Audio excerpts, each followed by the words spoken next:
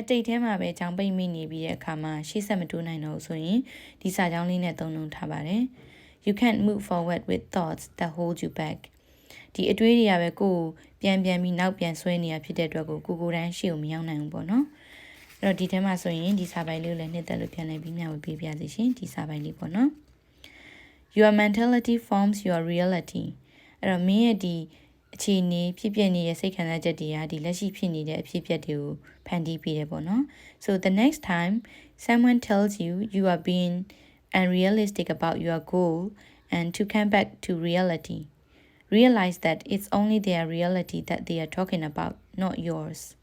အဲ့တော့တစုံတစ်ယောက်ကများကိုလုံနေတဲ့အကြောင်းအရာနဲ့ပတ်သက်ပြီးတော့ဟာအခြေမြင့်မရှိဘူးလုံနေပါနဲ့တော့ဒီလက်ရှိပေါ်မှာပဲလာပြီးတော့အာယုံစိုက်ပါတော့လို့ပြောလာခဲ့ရင်ကိုနားလဲထားမှာဒါသူတို့အနေနဲ့မဖြစ်နိုင်ဘူးလို့ထင်တာဒါသူတို့ရဲ့စိတ်ခံစားချက်သူတို့ကိုယ်တိုင်ကမဖြစ်နိုင်ဘူးလို့ယုံကြည်ချက်မရှိတဲ့အတွက်ဒီလိုပြောနေတာအဲ့တော့မင်းကတော့အဲ့လိုမျိုးမဖြစ်စေရဘူးဖြစ်နိုင်တယ်လို့တွေးရင်တကယ်ဖြစ်အောင်လုပ်ပါပေါ့နော်သူတို့ပြောတဲ့အတိုင်းမဟုတ်ဘဲနဲ့ဇွဲရှိနဲ့လုပ်ဖို့ကိုယုံကြည်ချက်ထားဖို့ဆိုပြီးတော့ရည်ရွယ်ပြီးတော့ပြောထားတဲ့စာပိုင်လေးပေါ့နော်ဒါလေးတွေကိုမိတ်ဆွေတို့အနေနဲ့မနက်ခင်းပိုင်းမှာစိတ်သက်ခွန်အားလေးရအောင်လို့ပြန်လည်ပြီးတော့မျှဝေပေးပါရစေရှင်ကျေးဇူးများတင်ပါတယ်ရှင်